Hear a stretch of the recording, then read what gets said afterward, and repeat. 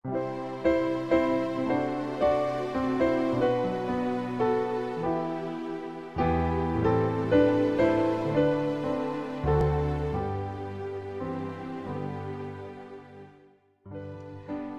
pagi, mari kita mengawali hari ini dengan mendengarkan firman Tuhan dari buku Renungan Pagi Pulang ke Rumah yang ditulis oleh Ellen G. White bersama dengan Pendeta Glenn Sakul, Gembala Jemaat Yongkwang, Makassar.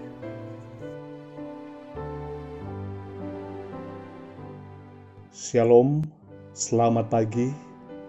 Mari kita berdoa untuk meminta hikmat dari Roh Kudus Tuhan.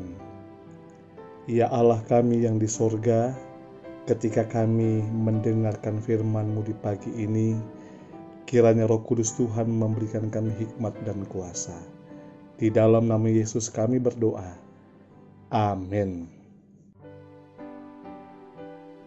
Renungan pagi 22 November.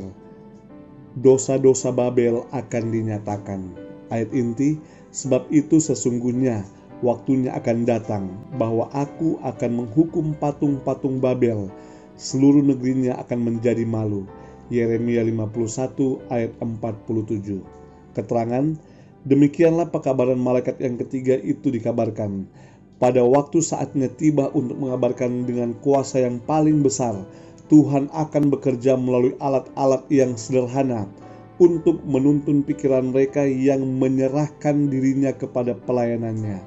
Para pekerja akan disanggupkan oleh urapan rohnya, bukan oleh pelatihan di dalam institusi pendidikan.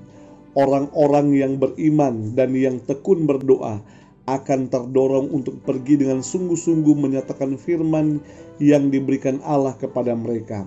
Dosa-dosa Babel akan dinyatakan. Akibat-akibat yang menakutkan dari pemaksaan menuruti upacara-upacara gereja oleh kekuasaan sipil, jalan menuju spiritisme, kemajuan, kekuasaan kepausan yang diam-diam tetapi pesat, semuanya ditelanjangi. Orang-orang akan digerakkan oleh amaran-amaran yang sungguh-sungguh ini. Ribuan orang akan mendengarkan perkataan yang sebelumnya tidak pernah mendengar perkataan seperti itu. Dengan heran mereka mendengar kesaksian bahwa Babel adalah gereja, jatuh oleh karena kesalahan-kesalahan dan dosa-dosanya, oleh karena penolakannya akan kebenaran yang telah dikirim dari sorga. Sementara orang-orang pergi kepada guru-guru mereka yang sebelumnya dengan pertanyaan yang sungguh-sungguh ingin mendapat jawabannya. Apakah perkara-perkara ini demikian? Para pendeta memberikan cerita-cerita dongeng, menubuatkan perkara-perkara yang enak untuk meredakan ketakutan mereka, untuk mendiamkan hati nurani mereka yang telah bangkit. Tetapi oleh karena banyak orang yang menolak hanya dipuaskan dengan otoritas manusia saja dan menuntut kalimat sederhana, demikianlah firman Tuhan, maka para pendeta populer seperti para orang Farisi zaman dulu dipenuhi dengan amarah oleh karena otoritas mereka diragukan, akan mengatakan bahwa pekabaran itu datangnya dari iblis dan membangkitkan sikap orang banyak yang cinta dosa untuk mencaci maki dan menganiaya mereka yang mengabarkan pekabaran itu. Sementara pertikaian meluas di ladang-ladang baru dan pikiran orang banyak dialihkan kepada hukum Allah yang telah diinjak-injak, maka iblis pun tersentak. Kuasa yang membantu pekabaran itu hanya akan mendatangkan amarah mereka yang menentangnya. Para alim ulama akan berusaha sekuat tenaga untuk menutupi terang dari kawanan domba mereka. Dengan segala sarana yang dibawa perintahnya, mereka akan berusaha untuk melarang memperbincangkan masalah-masalah penting ini.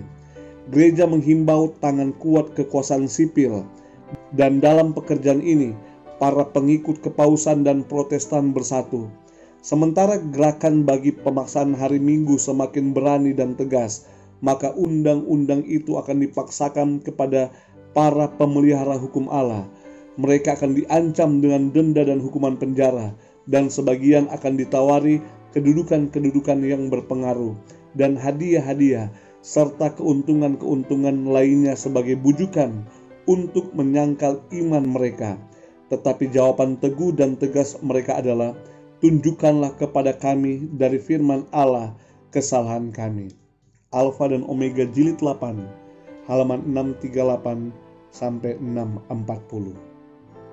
Saudaraku yang kekasih, ketika dosa-dosa dan pelanggaran-pelanggaran disampaikan, maka akan banyak orang yang bangkit sama seperti orang Farisi pada zaman dahulu.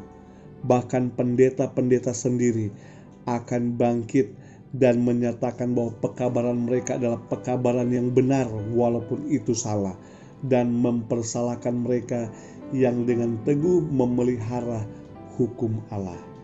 Janganlah kita terjebak dalam situasi dosa-dosa seperti ini. Mari kita berdiri teguh dan kita menghidupkan apa yang Allah perintahkan di dalam kehidupan kita. Mari kita berdoa. Ya Tuhan Allah kami yang di sorga, kami bersyukur kepada Tuhan karena berkat Tuhan indah dan nyata. Kami boleh bangun pada pagi hari ini, boleh merasakan kehidupan dan memuliakan akan Engkau ya Tuhan. Kembali di hari ini kami menyerahkan hidup kami ke dalam tangan Tuhan. Permohonan kami, marilah Tuhan berjalan bersama-sama dengan kami hari ini ketika kami melaksanakan aktivitas, pekerjaan dan urusan kami. Dan kiranya berkat-berkat sorga menjadi bagian kami sepanjang hari ini. Hanya ke dalam tangan Tuhan kami menyerahkan hidup ini. Di dalam nama Yesus kami telah berdoa. Amin.